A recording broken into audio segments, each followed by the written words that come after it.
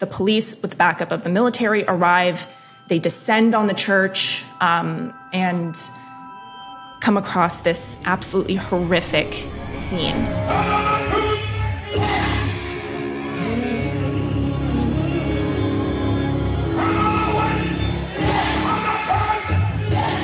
On first listen, Kevin Smith sounds like your typical preacher.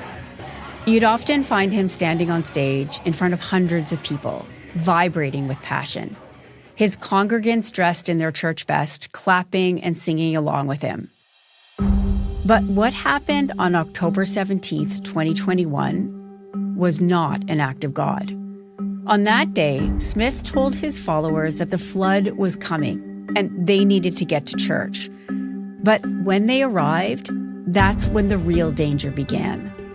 3 people were killed, 2 of them, witnesses allege, as part of a human sacrifice.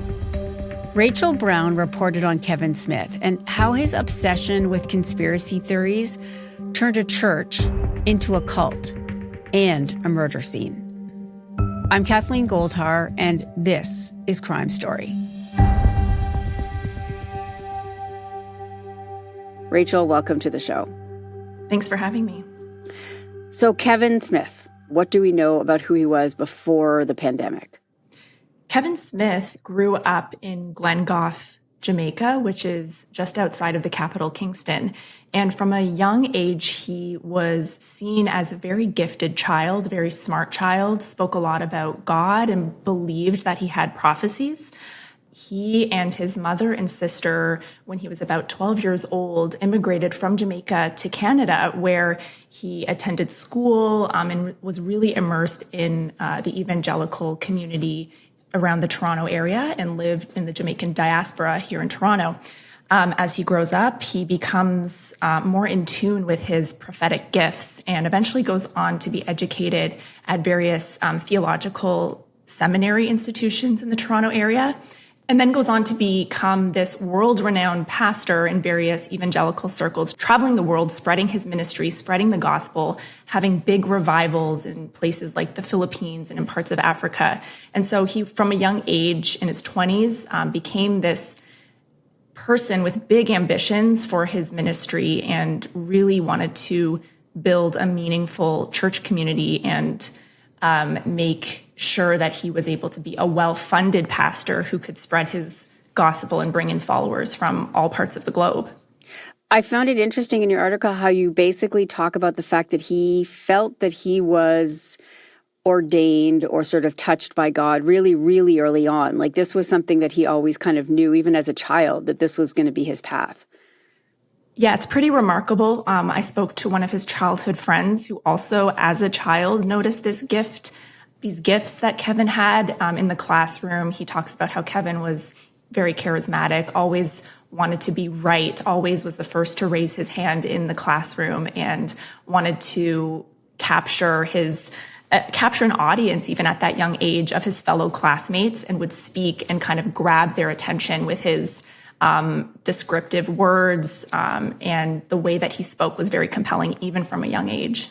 And how did that develop? Like, what made him such a big draw around the world? I think what made him such a big draw was his ability to speak in descriptive, but also plain language. He spoke in a way that made the prophecies and ways that he interpreted the Bible very compelling and exciting for people. He would be very gregarious in the way he spoke. He liked to dance. He liked popular music. All around, he was incorporating aspects of pop culture and just a very optimistic and exciting and impactful way of looking at the Bible, the Word of God, and ways that he could make that exciting for people in the moment as they were receiving his prophecies and hearing him speak his sermons. Did people talk about a charisma? Like, what did people tell you about the way he made them feel? People said that Kevin Smith made them feel joy, that he made them feel seen, and that he made them feel excited about the possibilities for their life. He promised that he could help them achieve their big goals, whether that was health, wealth, and happiness. You know, for people in Jamaica in particular, a lot of people dream of migrating overseas. And so he liked to kind of incorporate that into his sermons as well, but it was just his overall energy and the way that he was so upbeat and jumping for joy, literally in many cases. So it was just his physical presence and the way that he spoke, and it really touched a lot of people deeply.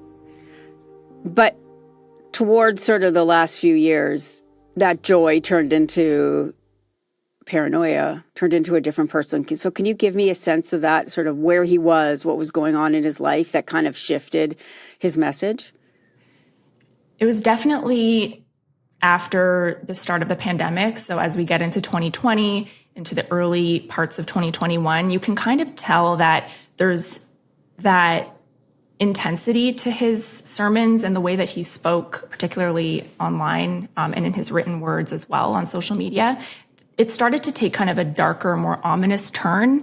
He kind of started to seed that slowly. And then as the pandemic went on, as the months went on, as talk of the vaccine started to become more and more real, vaccine mandates, that sort of thing, he started to really become paranoid, concerned. The way he was talking and the rhetoric he was using was more inflammatory, more frightening. And he was really talking about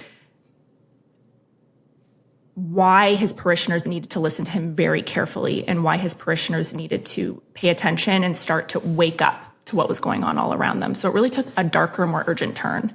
Where was he? Was he in Jamaica or was he in Canada? By the start of the pandemic, he had been in Jamaica for a few years. And he had power in Jamaica. He did. He did have power in Jamaica, particularly in Montego Bay, so the tourism hotspot of Jamaica. So he started out in Kingston, which is the capital where the government agencies and government institutions are based. Everyone who has political power lives and works in Kingston. In Montego Bay is sort of a bit removed from that. It's a few hours away. Millions of tourists every year come in and out of that place. So it's a little bit of a different world compared to Kingston. But in that place is where he held a lot of sway in terms of his presence. He was building up through wealth, through donations at the church. He was purchasing a lot of luxury villas. He was building this big church, and he was drawing in thousands and thousands of people in that area in particular. So a lot of people looked up to him as a voice of authority and a voice of someone who could help them in their day-to-day lives. I found it interesting that what you wrote about the tithing. It was really important to him to get money from his parishioners, even if they couldn't afford it. Hugely important. And the vast majority of Kevin Smith's parishioners were people who were working class, very much living paycheck to paycheck. It's a struggle to get stable work, work that pays well. But even so, Kevin Smith said that they needed to tithe every Sunday, sometimes multiple times a week, 10% or more. And sometimes Kevin would get angry if he felt that a parishioner was not giving as much as they could. If people were giving what they believed was an appropriate amount to the church, he got angry in front of the whole congregation on a Sunday morning. He would scold them and say, no, you need to give me more money. So donations were a very important feature of Kevin Smith's ministry, for sure. How big was his ministry? Do you have a sense of how many people? Kevin Smith's ministry grew from the time he really started to put down roots in Montego Bay. It started with a couple of hundred people. And I think by the peak of it, it was well over a couple thousand. Wow. By the time of 2020, 2021, I think the physical presence had dwindled a bit because of the pandemic. And so it was around 1,000 by that point. And so he has sort of access to these people. What's he saying online about the pandemic and the way that his parishioners need to deal with it? So Kevin Smith was clearly consuming a lot of misinformation and disinformation online that was being spread about the pandemic, particularly on Facebook. He was looking to controversial figures in Canada and the US, pastors who were talking about how the COVID-19 pandemic was a conspiracy as a way to control the population, as a way to restrict our freedoms and liberties. So he was really buying into that sort of initial idea of the pandemic itself as a conspiracy. And then as the vaccine was approved and as the vaccine was being rolled out across the world, that is when he becomes ultra paranoid. He sees the vaccine as something that is going to be a way for governments to input microchips into society, believing all these conspiracy theories about how the vaccine itself is a form of population control and a way to control the movement and freedom of people. So he started to post a lot about that on Facebook, saying that the vaccine, or the juke, as it's colloquially referred to in Jamaica, is going to be a form of control. Everyone should be very wary of it. You cannot get the vaccine if you're part of this church. I will excommunicate you if you get the vaccine. You will become unclean. He started to see the vaccine as something called the mark of the beast. So he really saw the rolling out of the vaccine as a sure signal that the world was coming to an end and that governments were colluding to control people and to bring about the end of the world at the same time.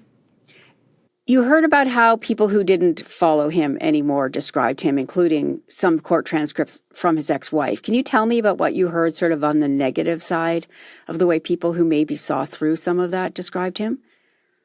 So early before Kevin Smith had put roots down in Jamaica and decided that he was really going to make a go of building a ministry there, he had run into controversy and criminal proceedings in Canada. And this was unbeknownst to people in Jamaica, where he went later. But court records and what he went through in Canada show that he was seen by those around him as not living an honest life, that he was someone who could be abusive, and that he was someone who was hiding a deep, dark secret, and that he had a tendency to exploit people and a tendency to hide what was really going on in his life. In his early 20s, he got married and eventually got divorced from his wife, and she described him as living a dishonest life. And it's unclear exactly what happened between them, but she indicates that he was someone to be wary of. Because there is a question about his sexuality. It seems that he might have been a closeted gay man. Is that right?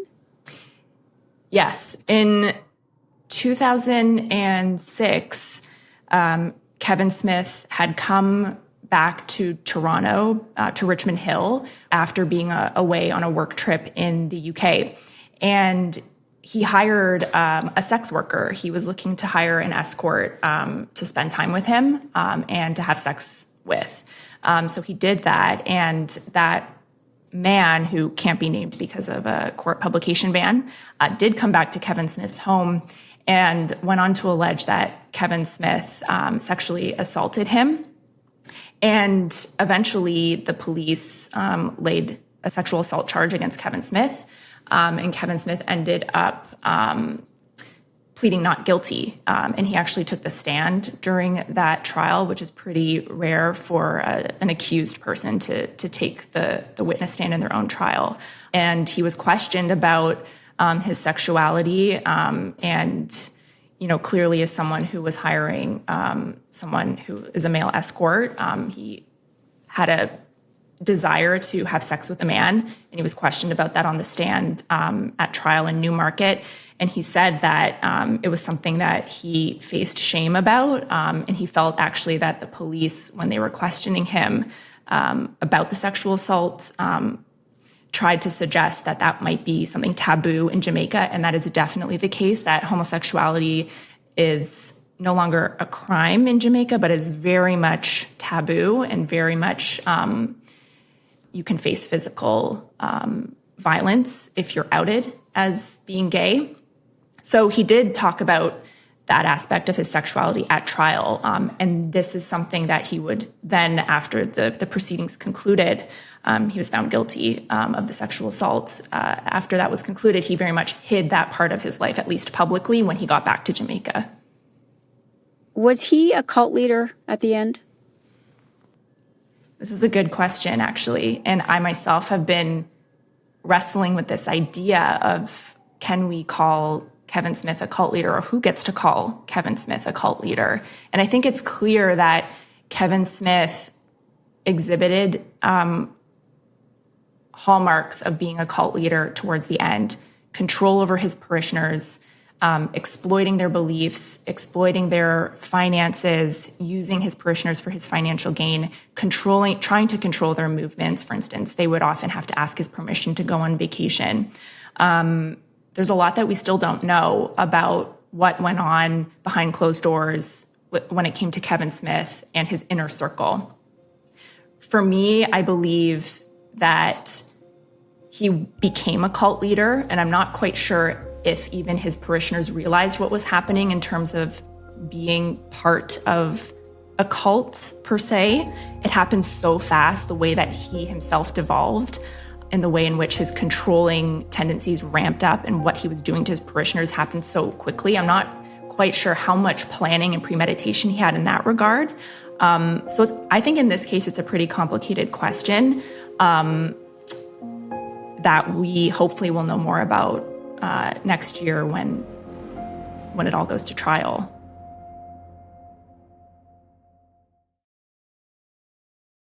So it's going to trial for what happened in October 2021. Can you start telling us what happened on that day? So starting about 10 days before the incident, before October 21st, Kevin Smith was posting a lot of really intense and urgent messages on Facebook. He was, reiterating this idea that anyone who got the COVID-19 vaccine should be ejected from church membership. He was saying they'd be cut off from the light. So he started talking about that. And by mid-October, he was giving a sermon that was streamed online that said, "My job is the apocalypse. It's the unveiling. It's the removing the lid and showing you all things." Granted, I think that's pretty vague, but it's still, he's mentioning the apocalypse. So there's something going on in his mind. There's something big that he's working through. He's not that specific, at least publicly, about what he's talking about. The next day, he tells his parishioners to come and renew their church membership. So they had photo IDs, come down, make sure you're all current on your church membership. And that probably entailed a fee as well. So they had spent the night there praying and obviously having sleep deprivation and who knows what other sort of mental stresses they were under during that time. That's a good point. With the church members being with him and hearing him speak overnight, lack of sleep, who knows how well they were eating, they were probably in a sort of dazed state. And again, this is the height of COVID. There's there's police patrols on the street ensuring that the COVID lockdowns are being upheld. So it's a really dramatic time just in general. And then inside that church, it's this lengthy ceremony. And then over time, Kevin Smith escalates what happens. He gets more demanding, angrier, more manic, and he demands that his parishioners bow down on their knees. He starts writing their names in a book. He's calling it the Lamb's Book of Life, sort of a register of the parishioners. And then he says that they should cover themselves with their white clothing. And he says that you need to come into the ark now before it closes. He then smashes a wine bottle on the ground. And so things get really chaotic. And this is all happening very, very quickly. He then commands one of his younger followers, a man who we're calling Billy, to cut the throat of one of the women parishioners. Her name is Tanika Gardner, and she had come just a short while before with a suitcase packed for the end of the world, packed for whatever was in store for them at the end of the world, whether that was entering heaven or the next realm. So this woman, Tanika Gardner, had been at the church as well, and he asked her to kneel down, and he asked Tanika, he says, "Do you believe that I can raise you from the dead?" And she said yes. And he commands Billy to cut her throat. He says, "I'll need to cut your throat in order to make your blood clean." And Billy, who was only 17 at the time, says he remembered this quote from the Bible, the 10 Commandments, "Thou shalt not kill." So when you think about that, it's this pastor who's telling his parishioner to kill someone, and it's the parishioner who says, "I remember what you told me, thou shalt not kill." And so he declines to do it. And that's when Kevin Smith turns to his other, a man in his late 30s named Andre Ruddock, and he says to him, "You need to cut Tanika's throat." And Andre Ruddock allegedly cuts Tanika's throat, and Tanika dies very quickly. This, understandably so, creates utter chaos inside the church. Everyone starts panicking. Everyone starts running. There happens to be a police officer kind of driving around doing the patrols for the COVID lockdowns nearby. That police officer hears chaos, and so there's the police officer there who calls for backup. Someone inside has a cell phone as well. They call the police, and I can preface and also say this again, that inside someone had brought a cell phone, but Kevin Smith had told his followers, do not bring your cell phones into the church during this ceremony. So someone calls the police. The police, with the backup of the military, arrive. They descend on the church and come across this absolutely horrific scene. And they end up arresting Kevin Smith, they end up arresting Andre Reddock, and they also find that another man in the church is deceased. He had arrived with medical tubes in his body. Kevin Smith had asked him to pull out all these medical tubes, and another parishioner to help pull out all these medical tubes of his body, so he had bled out. And then there's another man who had charged at the police in an attempt to defend the church and defend what was going on, and so police shot and killed that parishioner who was coming at them with a machete. So that's the scene that police come across that night, and they arrest Kevin Smith and Andre Reddock and try to contain the scene. And it's like nothing it's not like anything anyone had ever seen in their life. And this is sort of the greatest fear that people have when they think about cult stories. They think about the possible end could be a human sacrifice or an act of violence. And this is actually one of the rare cases, I think, where it actually happened, supposedly. What did they do with Kevin Smith and the other man?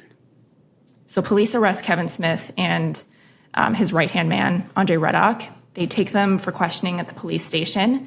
And what needs to happen is that it's Montego Bay, so it's not the capital. And in order to be charged with murder, to face charges for these alleged crimes that police had seen and had heard about, they need to be transported from Montego Bay to Kingston.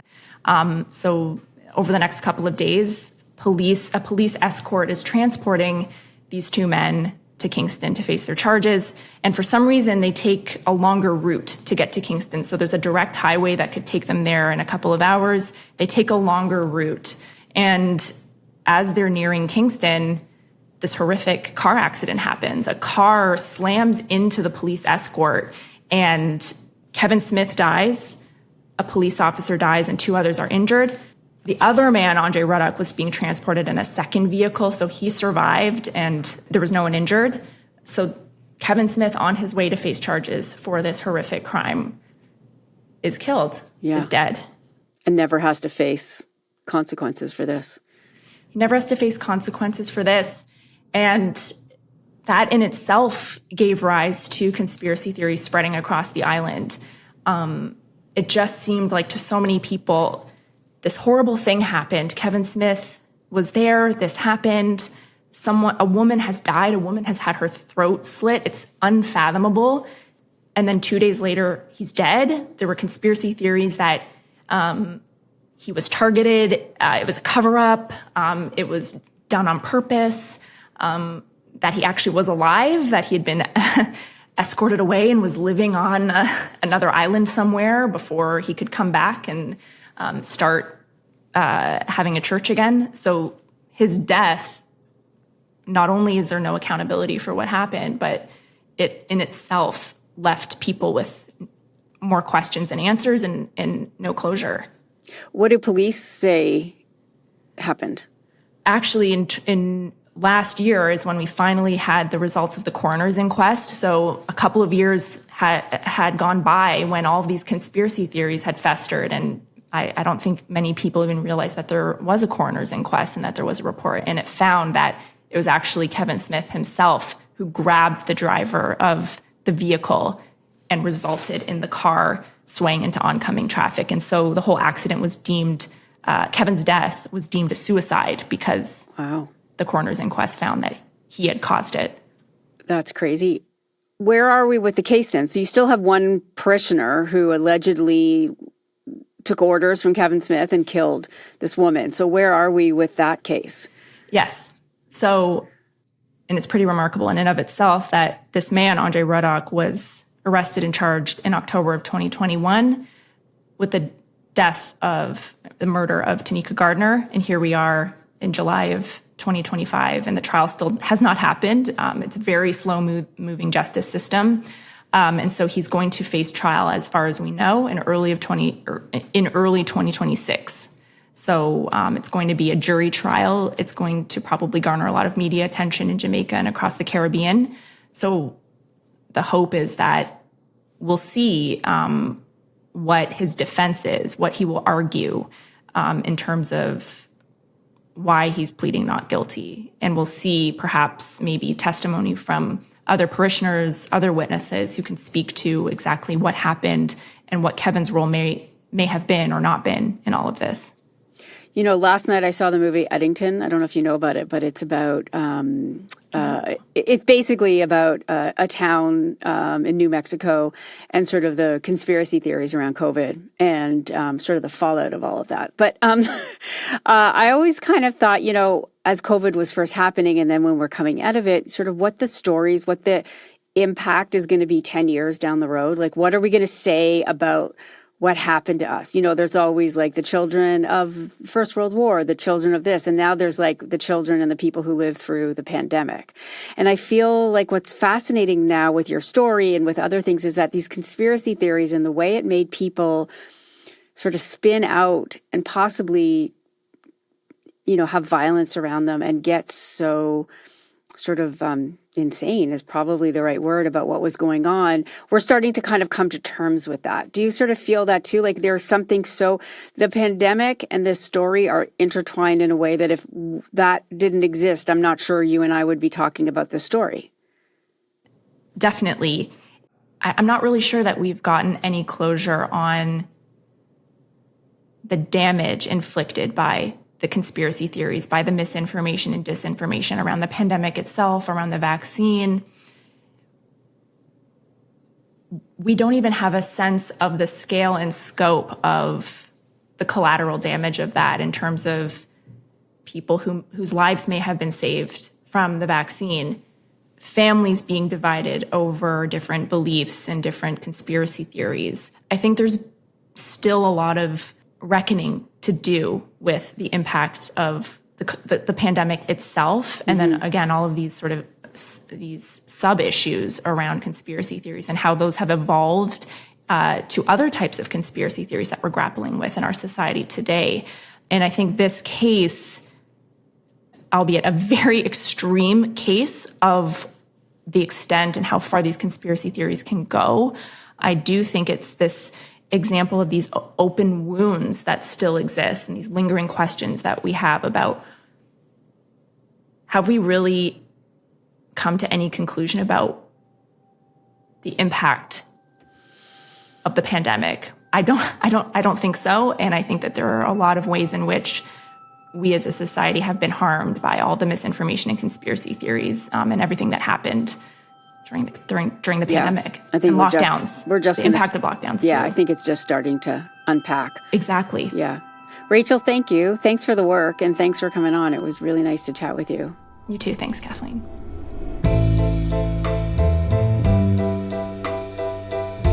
You've been listening to Crime Story from CBC Podcasts. You can hear the show ad-free by subscribing to CBC True Crime on Apple Podcasts. Be sure to follow us there on Apple or on Spotify. You can also find us on YouTube, where we release video episodes every week. Just search and subscribe to CBC True Crime.